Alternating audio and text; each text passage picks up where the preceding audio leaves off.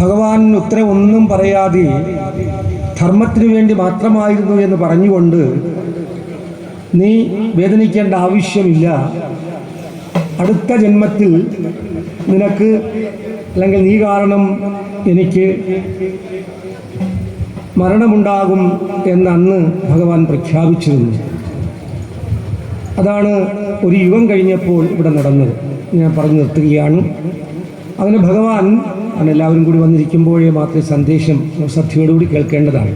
ഭഗവാൻ അങ്ങനെ 125 വയസ്സുവരെ ജീവിച്ചിരുന്ന് മുടിചൂടാ മന്നനായി, രാജ്യതന്ത്രജ്ഞനായി, ശിഷ്ടരക്ഷകനായി, ദുഷ്ടസംഹാരകനായി, ലോകത്തേക്ക് വേണ്ട ജ്ഞാനങ്ങൾ ഉപദേശിക്കുവാൻ ഗീത ഉപദേശജ്ഞാത ആത്മാവായി, ജഗദ്ഗുരുവായി, തോഴനായി, സാരഥിയായി എന്ന് വേണ്ട ഏത് മേഖലകളിലേക്ക് കടന്നു ചെന്നാലും ആ ലോകത്തിനു വേണ്ട ലോകരക്ഷ, സമാധാനചൂടൻ, ആശ്രിതവത്സകൻ, അനാഥരക്ഷകൻ, കാരുണ്യമൂർത്തി തുടങ്ങിയ ആയിരക്കണക്കിന് നാമങ്ങൾ പറയാവുന്ന ഭഗവാൻ നിമിഷ നേരം കൊണ്ട് തന്നെ ആ കർമ്മത്തിന് തയ്യാറാവുകയാണ്. ആ സത്യം എല്ലാവരും കൃത്യമായി നിന്ന് കഴിയുമ്പോൾ, ആരാധന കഴിഞ്ഞിട്ട് 9:30 ആയുള്ളൂ, 9:45, തീർച്ചയായിട്ടും അതിൻ്റെ ഒരു വിവരണം ഭംഗിയായിട്ട് കേൾക്കേണ്ടതാണ്, നമ്മൾ അറിയേണ്ടതാണ്.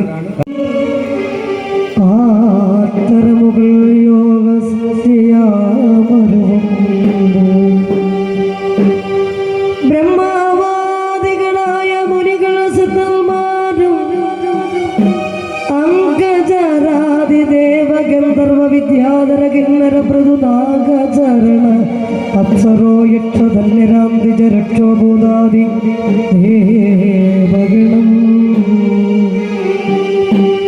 സക്ഷാ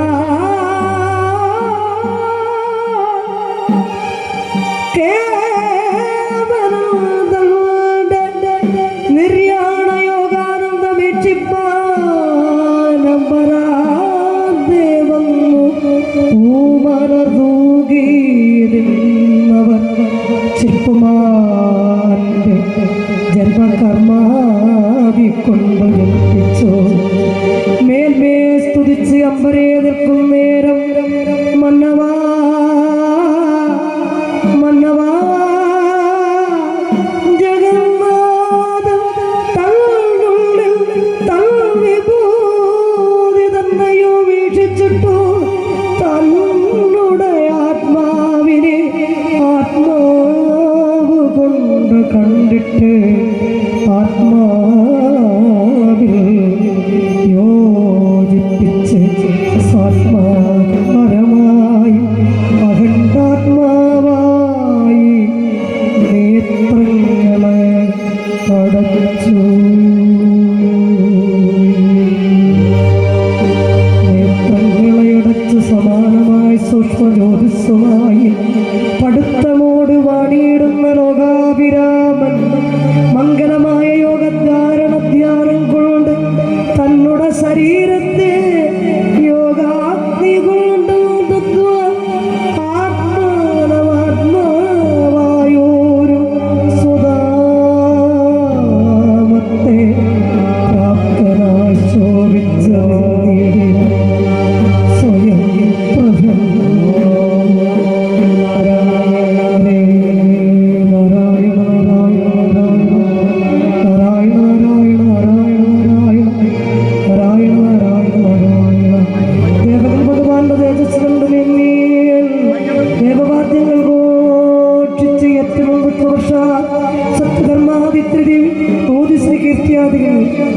എത്രയും കീർത്തിച്ചേറ്റം വാർത്തിനോ നാരായണം കേവലം സ്വഭാവത്തെ ദേശിച്ചറിയാതെ ദേവാദീനങ്ങളും കണ്ട് വിസ്മൃതരായി ആകാശം വേദിച്ചിട്ട് യാനം ചെയ്യുന്ന ശോഭ ആകാശം തന്നെ നേടുന്നത് പോലെ ജലത്തിന്റെ ഭഗവത്ഗീത ലക്ഷ്യമാകുമില്ല.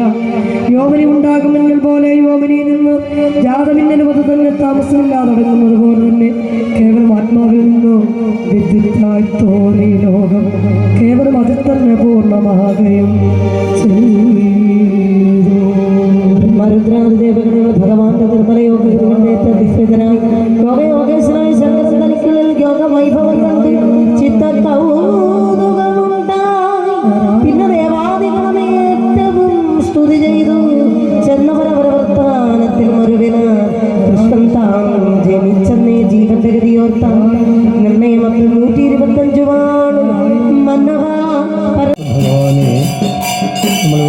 സമർപ്പിച്ചാണ് നിർത്തുക. ഭഗവാന്റെ അവതാരഭാഗം പാരായണം ചെയ്യുകയാണ്. എല്ലാവരും അതിനകത്ത് പങ്കെടുക്കുക. സർവവുമായാമേ തങ്ങളുടെ മായാവിലാസത്തിനാലേ പിന്നിൽ ഒന്നുമേ പരമാത്മാവരിക്കുന്നറിയാൻ നടന്റെ വേഷം മായ വേഷം ധരിച്ച് ആയുധം എത്തിച്ചു. പിന്നെ തൻ വേഷം കളയുന്നത് അത് കണ്ടു. തന്നുള്ളിൽ നടന്ന ഒരു കാര്യലാഭങ്ങളില്ല.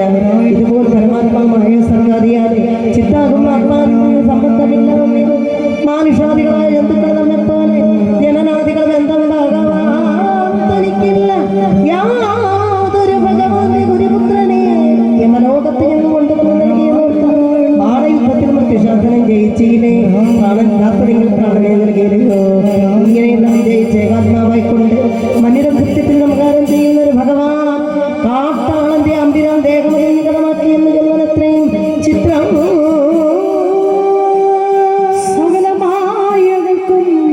ശക്തിസകളായിരിക്കും മായയ്ക്കുമതിയായിട്ടിരിക്കും ഭഗവാന്റെ ദേഹം. ഇത്തരം പല പലമായിട്ട് അന്യമില്ലാതിരിക്കും ഭഗവാനും ഭക്തനെ കാട്ടാളനായുള്ളവൻ തന്മൂലമായി സ്വസ്ഥമാകത് ലഭിച്ചിടാനെന്നത് ഈ കഥ ഉഷക്കാലെ ഭക്തിയാൽ കൃഷ്ണൻ തന്റെ ഉത്തമമായിട്ടിരിക്കുന്നത് തന്നെ കീർത്തിക്കുന്നവർക്ക് ഉത്തമ ഭക്തി വന്നു.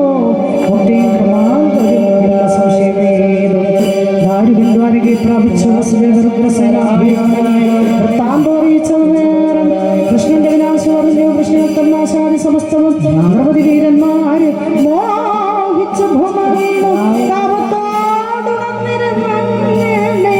കൃഷ്ണ ജ്ഞാതിനാശ ശബ്ദമാസ്ത്രമേറ്റും പരിചോടറ്റം മോഹജനസുദേവൻ ദേവഗീരോഹനായ സമസ്തരും ദുഃഖേന പുറപ്പെട്ടു.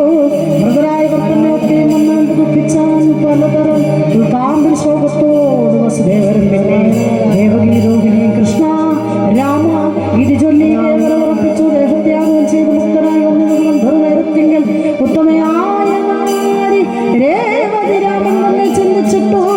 അഗ്നി തന്നെ ചാടി ദേഹത്യാഗം ചെയ്തു.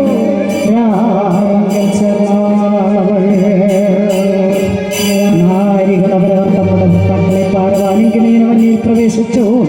ശ്രീകൃഷ്ണ ഭക്തിമാരായ രുക്മിണി മുതലായവർ ശ്രീകൃഷ്ണ ധ്യാനത്തോട് വല്ലിയിൽ പ്രവേശിച്ചു.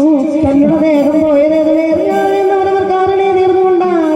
പിന്നെ അർജുനൻ കൃഷ്ണൻ തങ്ങളുടെ വിയോഗത്താൽ ഭിന്നനാൻ മുന്നം ഭഗവാൻ ഉപദേശിച്ചു ഒരു ജ്ഞാനത്താൽ വിവേകിച്ചു നോർത്തനായി ധൈര്യത്തോടെ മൃതനായി ദിവംബുക്കായി യാദവബന്ധുക്കൾക്കും പിതൃകർമ്മങ്ങളെയും ജയിപ്പിച്ചു. അനന്തരം കൃഷ്ണത്യക്തമായ ദ്വാരകാപുരി തന്നെ തക്ഷണം സമുദ്രവും മാധവാലയുന്നില്ല ഒക്കെയും മുക്കി നൃപ വാസവി കാണുക തന്നെ മാധവാലയം കുംഭകോദ്രുവത്തെയും ജലത്തിൻ്റെ പോർക്ക സർവമംഗലം പരം ദ്വാരക തന്നെ ലഭ്യ വരുന്നു. വരും മുമ്പേ യാദവ കുലക്ഷേത്രമുള്ള നാരികളെയും ബാലന്മാരെയും ഒക്കെ കൊണ്ട് നിൻ പിതാമകൻ ഇന്ദ്രപ്രഥമം പൊക്കു. പിന്നെ വജ്രനെ രാജാവാക്കി അഭിഷേകം ചെയ്തു.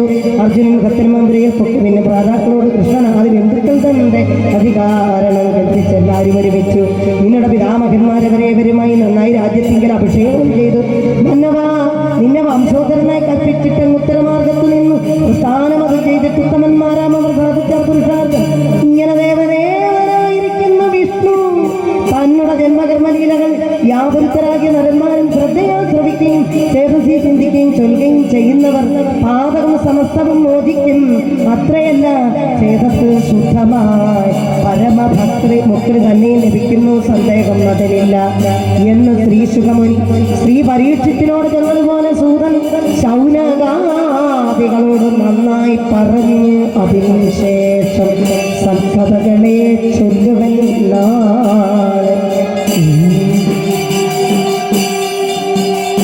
എന്നാണ് ഞാൻ ചോദിക്കുന്നത്. ഇത് ഭാഗവത സപ്താഹ യജ്ഞം നടക്കുമ്പോൾ നിങ്ങൾ പഠിക്കണ്ടേ? ആർക്കും ആൻസർ ചെയ്യാൻ പറ്റുന്നില്ലല്ലോ. പറ്റുന്നുണ്ടോ? അറിയാൻ വയ്യാത്തവരൊക്കെ ഒന്ന് കൈപൊക്കി ഭംഗിയായിട്ടൊന്ന് കാണട്ടെ. പകുതി കൈപൊക്കിയാൽ ഞാൻ അവരോട് ചോദിക്കും. പകുതി ഉത്തരമെങ്കിലും പറയണം. 3-4 പേര് പൊക്കാതിരിക്കുക. ഞാൻ കണ്ടു കേട്ട പൊക്കാത്തത് ഹിന്ദുക്കളായിട്ടൊക്കെ ജനിച്ചല്ലോ എന്നാണ് ചിന്തിക്കുന്നത്. ഹിന്ദുക്കൾക്ക് കുറ്റമൊന്നും പറഞ്ഞില്ല. ഹിന്ദുക്കളാണെങ്കിൽ ആത്മാഭിമാനം വേണ്ടേ? ഞാൻ ഹിന്ദുവാണ് എന്ന് പറയുന്നതിൻ്റെ ആ ഉച്ചാവസ്ഥ മറ്റും ഏത് മതത്തിൽപ്പെട്ടവർക്കും പറയാൻ പറ്റാത്ത വിധമാണ് ഹിന്ദു, അല്ലേ? ആണോ? ഈ ലോക രാഷ്ട്രങ്ങൾ അംഗീകരിച്ചിരിക്കുന്ന, വേൾഡ് ഹെറിറ്റേജ് ആക്കിയിരിക്കുന്ന ഒരേ ഒരു ഗ്രന്ഥമേ ഉള്ളൂ. പറയൂ. ഇയാൾ വന്ന് പറഞ്ഞു, ഇയാൾ വന്ന് പറഞ്ഞു, അയാൾ വന്ന് പറഞ്ഞൊക്കെ പറഞ്ഞിട്ട് കൊള്ളായിരുന്നു, മറ്റേതായിരുന്നു, കാശ് കുറച്ച് വാങ്ങിച്ചുകൊണ്ടാണ് പോയതൊക്കെ നമ്മളൊരു ചർച്ച ചെയ്യും. ആണോ? കിട്ടി. ഓ, വെരി ഗുഡ്. പോലീസ് ഡിപ്പാർട്ട്മെന്റിൽ ഇതെന്താണ്, ഞാൻ പണ്ട് രാജേന്ദ്ര സാറ് അത് പറഞ്ഞു കൊടുത്താറുണ്ടല്ലേ? അത് ശരി. IPS കാരൻ അവിടെ വന്ന് തിരുവനന്തപുരത്ത് കരിയൻ ദേവി ക്ഷേത്രത്തിൽ എത്തി നടക്കുമ്പോൾ ഇതിന് വന്നു പോലീസുകാരൻ. IPS കാരനാണ് രാജേന്ദ്ര സാർ. അപ്പോൾ അദ്ദേഹം എന്നോട് ചോദിച്ചു, ഫോട്ടോ ഒക്കെ ഇരിപ്പുണ്ട്. അദ്ദേഹം എന്നോട് ചോദിച്ചു, ആചാര്യ, ഈ യജ്ഞശാലയിൽ പോലീസുകാരൻ എന്താണ്, പോലീസിൻ്റെ ആവശ്യം എന്താണ് ദീപം കൊളുത്താൻ വിളിച്ചത്? ഇത് നിങ്ങളോട് ചോദിച്ചാൽ നിങ്ങൾ എന്ത് പറയും? നിങ്ങളോട് ചോദിച്ചാൽ നിങ്ങളെപ്പോലല്ലേ ഞാനും മിണ്ടുന്നില്ല.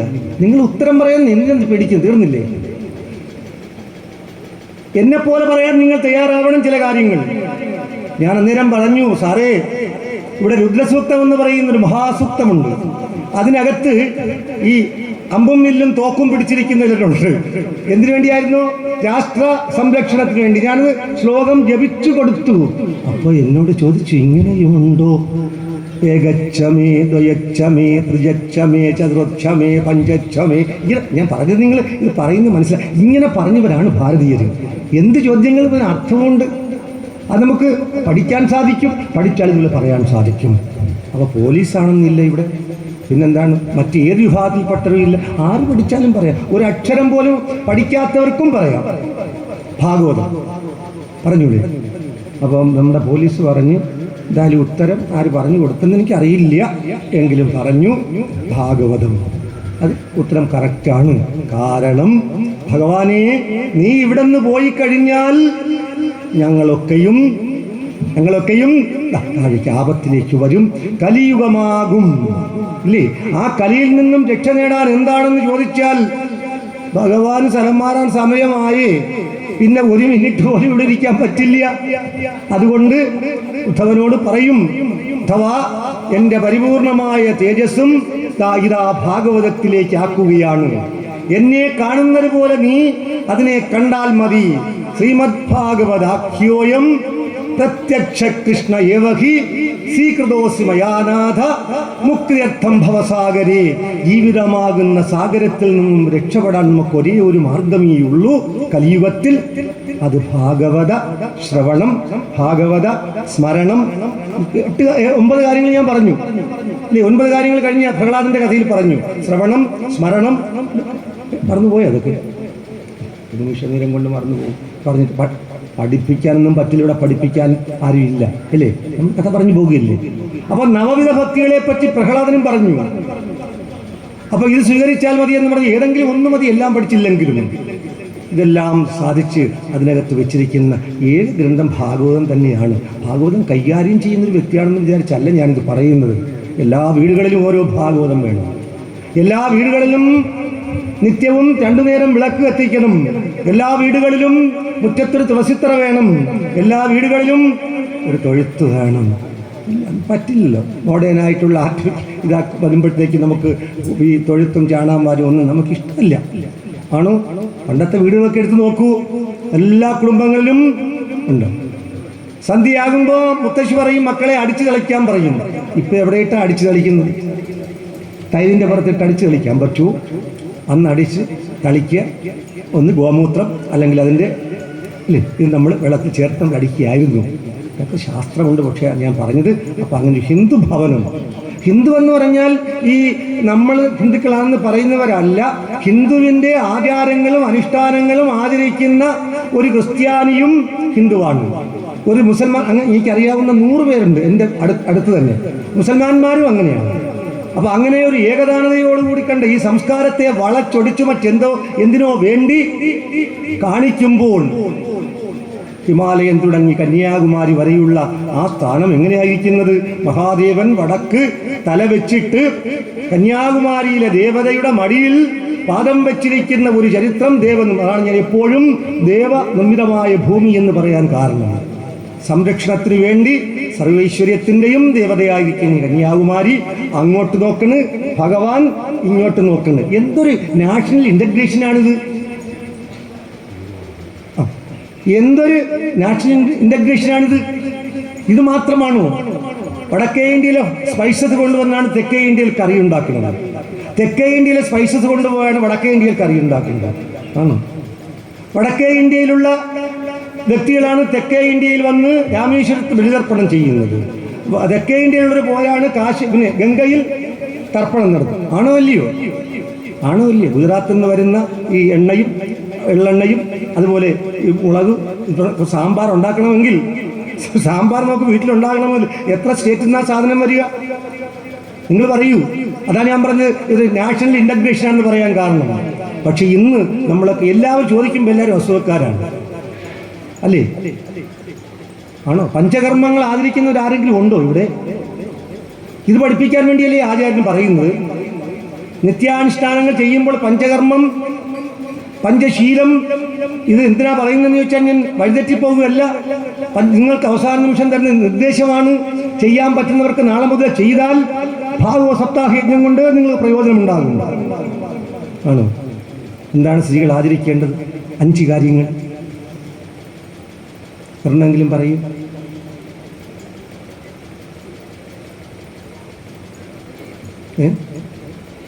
കേട്ടില്ല? കുറച്ച് പറയുന്നേ. അത് ബ്രഹ്മന് എന്തായാലും എണീക്കില്ല. നമ്മൾ 8 മണിയാകുമ്പോൾ മറ്റേ തല വലിച്ചിട്ടുണ്ട്. അപ്പോൾ എന്താ അത് എണീക്കുന്നത് എപ്പോഴായാലും ശരി, ചിന്തിക്കാൻ വേണ്ടി പറയുന്നു. നമ്മുടെ വീട്ടിൽ 5 കാര്യങ്ങൾ ഉണ്ടാവണം. 1, ഒരു തുറപ്പ ഉണ്ടാവണം, ചൂല്. എന്തിനാ? മുറ്റം വൃത്തിയാക്കാനേ. അപ്പോൾ എവിടെയൊക്കെ അനങ്ങും, എവിടെയൊക്കെ അനങ്ങും? ഇങ്ങനെ തൂക്കുമ്പോൾ ഒരു 10 മിനിറ്റ് നേരം, 20 സെന്റ് ആണെങ്കിൽ മൊത്തം തൂക്കുമ്പോൾ എങ്ങനെയൊക്കെ അനങ്ങും, എവിടെയൊക്കെ അനങ്ങും എന്ന് പറയാൻ പറ്റാത്ത ഭാഗത്തൊക്കെ മുഴകൾ വരുന്നു. എന്താണ് ഇതിന് കാരണമെന്ന് ചോദിച്ചാൽ ഇത് തന്നെയാണ്, സംശയമൊന്നുമില്ല. നമ്മുടെ 85-90 വയസ്സുള്ള എൻ്റെ പ്രിയപ്പെട്ട ഇവിടെ ഇരിക്കുന്ന മുത്തശ്ശിമാരൊക്കെയും ഒരലിൽ 3 ഒലക്കയിട്ട് ഇടിച്ചവരാണ്. ആണോ അല്ലയോ? 3 ഒലക്കയിട്ട് മാറി മാറി ഇടിച്ചില്ല. ജോലിക്കാരാണെങ്കിലും അവർ വരുമ്പോൾ ചെയ്യണില്ലേ? അതുപോലെ ചൂല് തൂക്കണം. ഒന്നാമത്തെ ചൂലാണ്. അമ്മായിയമ്മ അടിക്കാൻ വേണ്ടിയുള്ള അല്ല ചൂല്. പിന്നെന്താണെന്ന് ചോദിച്ചാൽ മുറ്റം തൂക്കാൻ വേണ്ടിയാണ്. അങ്ങനെ തൂക്കുമ്പോൾ ശരീരമാദ്യം ധർമ്മസാധനം എന്നിവിടെ പ്രഖ്യാപിച്ചത് കൊണ്ടാണ്. ആരോഗ്യപരമായൊരു ശരീരമുണ്ടെങ്കിലേ ആരോഗ്യപരമായ ചിന്തകൾ, മനസ്സും അതിൻ്റെ ചിന്തകൾ ഉണ്ടാകുകയുള്ളൂ. അപ്പോൾ ചൂല് കൊണ്ട് തൂക്കണം ബ്രഹ്മയാമത്തിൽ എണീറ്റ്. അത് കഴിയുമ്പോൾ പിന്നെ നമ്മൾ വെള്ളത്തിന് വേണ്ടി ടാപ്പല്ല തുറക്കേണ്ടത്, അവിടെ ടാപ്പ് തുറക്കും. നമ്മൾ കപ്പിയും കയറും കൊണ്ട് വെള്ളം വലിക്കണം. ആണ്. എവിടെയാ പോകുന്നത്? ഇങ്ങനെ പോവും, അങ്ങനെ പോകില്ലേ? അപ്പോൾ ഏത് പേശിയിലാണ് നിങ്ങളത്? വെറുതെയൊക്കെയാണ് എഴുതി വെച്ചത്. ഇത് പഞ്ചധർമ്മത്തിൽ ഗ്രന്ഥത്തിലാണ് ഞാൻ പറയുന്നത്. അപ്പോൾ ഇത് വലിക്കുമ്പോൾ അത് തന്നെ ശാരീരികമായിട്ട് വ്യായാമമായി ചുരുക്കി പറയുകയാണ്. കാരണം മറ്റേ വിഷയം പറഞ്ഞു നിർത്താം. എന്താ പിന്നെ മൂന്നാമത്തെ എന്താണ്? ഞാൻ ഈ പറഞ്ഞ ഭക്ഷണം ഉണ്ടാക്കാൻ വേണ്ടിയുള്ള രാവിലത്തെ എന്താ ഇടിച്ചുണ്ടാക്കുന്ന പുട്ട് വറുത്ത്, അത് പുട്ടുണ്ടാക്കിയാലുള്ള ടേസ്റ്റ് എന്താണ്? 1 കഴിക്കുന്നവരിൽ ഇപ്പോൾ 2, 3 കഴിച്ചു പോകും. അതായിരുന്നു ടേസ്റ്റ്. എന്ന് വെച്ചാൽ ഇത് ഇടിച്ചെടുത്തിട്ട് നമ്മുടെ ചട്ടിയിലിട്ട് വറുത്ത് അത് പിന്നെ പുട്ടാക്കി എടുക്കുന്നു. ഇത് ഇയാൾ എന്താ ഈ പറയുന്നതെന്ന് ചിന്തിക്കുന്ന വിഡ്ഢികൾ ആരെങ്കിലും ഉണ്ടെങ്കിൽ, ഇവിടെ ആരുമില്ല, അത് മനസ്സിലാക്കാം. വീട്ടിലൊന്ന് പരിശീലിപ്പിച്ചാൽ മതി. പിന്നെന്താ ഉണ്ടാകേണ്ടത്? വീട്ടിലൊരു ചീനച്ചട്ടി ഉണ്ടാവുന്നു. എന്താണ് ചീനച്ചട്ടി? ഇരുമ്പ് ചട്ടിയല്ല, പച്ചിരുമ്പിൻ്റെ ചട്ടിയല്ല, ചീനച്ചട്ടി ഉണ്ടെന്നില്ല.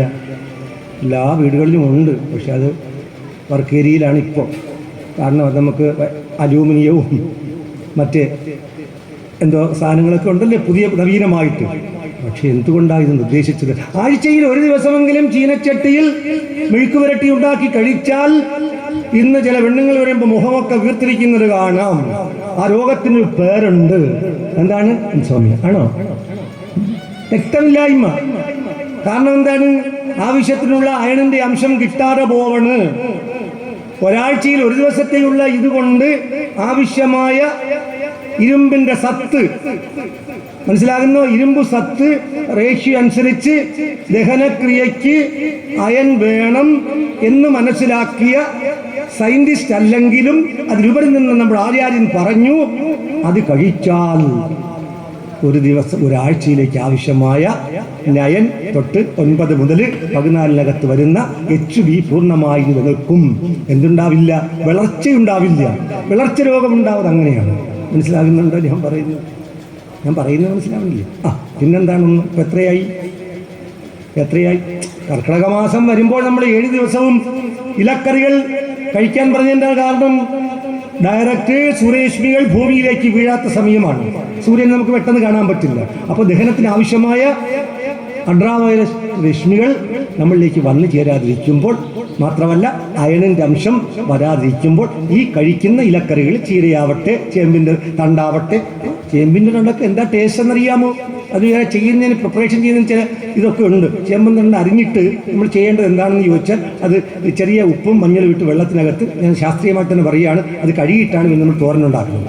അപ്പോൾ നല്ല ടേസ്റ്റ് ആയിരിക്കും. തഴുതാമ, കുറ്റിച്ചീര, വാഴയുടെ കൂമ്പ്, നിങ്ങൾക്ക് ഇഷ്ടമുള്ള 7ാമത്തെ ദിവസം എല്ലാം കൂടെ ചേർത്തൊരു സമങ്കരം അങ്ങനെ കഴിച്ചാൽ നമുക്ക് ഒരു മാസത്തേക്ക് ആവശ്യമായത് കിട്ടുമെന്ന് കണ്ടുപിടിച്ചു. പോട്ടെ, അവിടെ നിൽക്കട്ടെ. വിഷപ്പ് എത്ര ഇപ്പോൾ? ചൂല് വേണം, അടിക്കാനല്ല, കപ്പിയും കയറും വേണം. പിന്നെ ഒന്നുകൂടെ ഉണ്ട്, അതും വർക്കേരിയയിലാണ്. എന്താ കാരണം? അമ്മിക്കല്ലേ അരച്ചു നോക്കൂ. ഇങ്ങനെ അരയ്ക്കുമ്പോൾ എവിടെയൊക്കെ ആണെങ്കിൽ സ്ത്രീകൾക്ക് രോഗം ഉണ്ടാവാതിരിക്കാൻ വേണ്ടിയാണ്. സ്ത്രീകൾക്ക് അധികം രോഗം ഉണ്ടാകുന്നതെല്ലാം പകുതി റിമൂവ് ചെയ്യുകയാണ്. ഞാൻ പറയുന്നില്ല, നിങ്ങൾക്കറിയാം. കാരണം ഇത് തന്നെയാണ്. സഞ്ചാരമില്ല, സഞ്ചാര യോഗ്യതയില്ല, ചലനമില്ല, ഒന്നുമില്ല, ഇങ്ങനെ ഇരിക്കുകയാണ്. എല്ലാത്തിനും മറ്റെടുത്ത് വരുമ്പോൾ, അടുക്കളയിൽ വരുമ്പോൾ അവിടെയും മിക്സി അടിച്ച് കറക്കി വന്നു, ഇവിടെ ഇപ്പുറത്ത് ലൈറ്റ് വന്നു, ഇവിടെ വെള്ളം ടാങ്കിൽ മുകളിൽ കയറി. അപ്പോൾ കയറ് വേണ്ട, പിന്നെ തൊട്ടി വേണ്ട, കിണർ വേണ്ട, ഒന്നും വേണ്ട. അപ്പോൾ അനങ്ങേണ്ട ആവശ്യമുണ്ട്. അരകല്ല് വേണ്ട, മിക്സിയുണ്ട്. ആണോ? ഞാൻ പറയുന്നത് ശരിയാണോ നിങ്ങൾ പറയൂ. അപ്പൊ ഇങ്ങനെ നവീനമായ ചില കാര്യങ്ങൾ വന്നപ്പോൾ പ്രാചീനമായ സംസ്കാരം ഇവിടെ തിരിച്ചു. അതുകൊണ്ട് ഏറ്റവും കൂടുതൽ ഭക്ഷണം കഴിക്കുന്നു, ഏറ്റവും കൂടുതൽ ആശുപത്രിയിൽ പോകുന്നു മരുന്ന് വാങ്ങിക്കാൻ. മാത്രയ്ക്കാണെന്ന് ഈ ഹോസ്പിറ്റലുകൾ ഉണ്ടായിക്കൊണ്ടിരിക്കുന്നത്. നമുക്ക് തരുന്നതും കിട്ടുന്നതുമൊക്കെ രോഗമുണ്ടാക്കുന്നവയാണ്. അവിടെ നിൽക്കട്ടെ. അതുകൊണ്ട് ചെറിയൊരു ഉപദേശം, ഈ കാര്യങ്ങൾ ഏതെങ്കിലുമൊക്കെ ഓരോ ദിവസം ചെയ്യുക. പറഞ്ഞുകൊണ്ടെന്ന് ഇവിടെ നിർത്തിയവിടായിരുന്നു ഞാൻ. ആ ഭഗവാന്റെ തേജസ്സിരിക്കുന്നത് മഹാഗ്രന്ഥമാണ് ഭാഗവതം. അതുകൊണ്ട് ഞാൻ പറയുന്നു, എല്ലാ വീടുകളിലും പൂജാമുറി ഉണ്ടെങ്കിലും ഇല്ലെങ്കിലും ഈ മഹാഭാഗവതം വാങ്ങിച്ച് നമ്മൾ വീട്ടിൽ വയ്ക്കുക. അതെപ്പോഴും സാളഗ്രാമത്തിലേതുപോലെ ഇങ്ങനെ പറഞ്ഞുകൊണ്ടിരിക്കും. ആ ശബ്ദം മനസ്സിലാകുന്നു. ഓം നമോ ഭഗവതേ വാസുദേവായ എന്ന 12 മന്ത്രം നമുക്കെപ്പോഴും പ്രയോജനമായി നിൽക്കും. പറ്റുമെങ്കിൽ ഭാഗവതത്തിലെ ആദ്യത്തെ സ്തുതിയാകുന്ന കുന്തിദേവിയുടെ സ്തുതിയുടെ ഒരു 4 വരികളും പറയുമ്പോൾ, ദുഃഖം മാത്രം മതി എന്ന് പറഞ്ഞ ദുഃഖപുത്രിയുടെ അടുത്ത് എപ്രകാരമാണോ ഭഗവാൻ നിന്നത്, അപ്രകാരം ഏതാപത്തിലെയും ദൂരീകരിക്കുവാൻ നമ്മുടെ കൂടെ സർവത്തിലും ബന്ധുവായ ആ ഭഗവാൻ നമ്മുടെ കൂടെ ഉണ്ടാകും. നമ്മൾ ഭഗവാനിലേക്ക് നമ്മൾ അടുക്കാൻ വേണ്ടിയാണ് അല്ലേ? വലിയ വിദ്യാഭ്യാസമൊന്നും ഇല്ലായിരുന്നു, സംസ്കൃത ഭാഷയൊന്നും അറിയില്ലായിരുന്നു, മഹാഗ്രന്ഥങ്ങളൊന്നുമില്ലായിരുന്നു. ഇന്നും ദക്ഷിണേശ്വരത്ത് പോയാൽ കാണാവുന്ന ശ്രീരാമകൃഷ്ണ പരമഹംസൻ ഉണ്ടായതെന്തായിരുന്നു? ഭഗവാനുമായിട്ടുള്ള പരമപ്രേമമായിരുന്നു. അറിയാമോ? നിങ്ങൾ ഇന്നും പോയാൽ പോയി കണ്ടിട്ടുണ്ട്. ദക്ഷിണേശ്വരത്ത് പോയാൽ 14 ലിംഗങ്ങളും, അപ്പുറത്ത് പോകുമ്പോൾ നമ്മൾ പോകുന്ന കാളിദാസൻ കണ്ട ദേവിയെ കണ്ട സ്ഥലവും എല്ലാം നമുക്കവിടെ കാണാം. വിവേകാനന്ദൻ്റെത് ഇവിടെയൊക്കെ പോയി കാണാൻ ഭാഗ്യം ഭഗവാന്റെ കാരുണ്യം കൊണ്ട് കിട്ടി. അതുകൊണ്ട് എനിക്കെല്ലാം നിങ്ങൾ നേരിട്ട് പറയാനും സാധിക്കുന്നു. കണ്ടത് കൊണ്ട് തന്നെ കൂടുതൽ അല്ലേ? അവിടെ ഒരു ബുക്കില്ല, അവിടെ യാതൊന്നുമില്ല. ശാരദാദേവിയും പരമഹംസനും കിടന്ന 2 കട്ടിൽ ഒരുപോലെ ചേർന്നിരുന്നു. ഇപ്പോഴും കിടക്കുന്നു, ദീപം കത്തിച്ചു വെച്ചിരിക്കുന്നു. പണ്ഡിതനില്ലായിരുന്നു, എന്നിട്ട് പോലും പാണ്ഡിത്യത്തിന്റെ അഗ്രഗണ്യതയിൽ എത്തിയ ഒരു ശിഷ്യനെ ഉണ്ടാക്കിയെടുക്കുവാൻ സാധിച്ചയാളാണ് ശ്രീരാമകൃഷ്ണ പരമഹംസൻ. അറിയാമോ? അതുകൊണ്ട് ഞാൻ പറഞ്ഞതാണ്, ആ ആ ശ്രീരാമകൃഷ്ണ പരമഹംസൻ ഭാഗവതം പാടി ഭഗവാൻ എന്ന് പറഞ്ഞെന്ന് ഓർക്കുന്നു. എങ്കിലും ഭഗവാൻ ഭാഗവതം ഭക്തൻ, ഭഗവാനിൽ നിന്നും ചൈതന്യം ഭാഗവതത്തിലേക്ക് വരുന്നു, ഭാഗവതത്തിൽ നിന്നുള്ള ചൈതന്യം തന്നിലേക്ക് വരുന്നു. ഇത് കണ്ട ആ മഹാപണ്ഡിതൻ, മഹാമനീഷി അവിടെ ഇരുന്നു കൊണ്ട് പ്രാർത്ഥിച്ച പ്രാർത്ഥനയാണ്. എന്നെ പോലെയുള്ള അത് മനസ്സിലാക്കിയിട്ടുള്ളവരാണെങ്കിൽ പ്രഭാഷണത്തിൽ അത് ചേർക്കുക. ഭഗവാൻ ഭക്തൻ ഭാഗവതം, ഭഗവാൻ ഭക്തൻ ഭാഗവതം എപ്പോഴും മനസ്സിലുണ്ടാവണം. എന്താണ് ഭഗവാൻ? കുറച്ച് പറയൂ. ഭഗവാൻ ഭക്തൻ ഭാഗവതം. ഇതെല്ലാം കാണിച്ചു കൂട്ടുന്ന കോലാഹലങ്ങളെല്ലാം സെക്കൻഡറിയാണ് എൻ്റെ പ്രിയപ്പെട്ട കുടുംബാംഗങ്ങളെ. ഇതിന് നമ്മൾ പ്രയോറിറ്റി കൊടുത്തു പോകണം. എന്താ കാരണം? there is an end for everything. there is an end for everything. എനിക്കല്ല, നിങ്ങൾക്കല്ല, ഈ പ്രപഞ്ചത്തിലെ എല്ലാ ജീവജാലങ്ങൾക്കും ഇത് തന്നെയാണ് ആശ്രയമെന്ന് പറഞ്ഞു തൻ്റെ ഭക്തനെ സമാധാനിപ്പിച്ച് നീ ബദരി ആശ്രമത്തിലേക്ക് പോകൂ, ബദരി ആശ്രമത്തിലേക്ക് പോകൂ എന്ന് പറഞ്ഞു വിട്ടതിന് ശേഷമാണ് പിന്നെ ചില കാര്യങ്ങളൊക്കെ ഇവിടെ നടന്നത്. ഇതൊക്കെയാണ്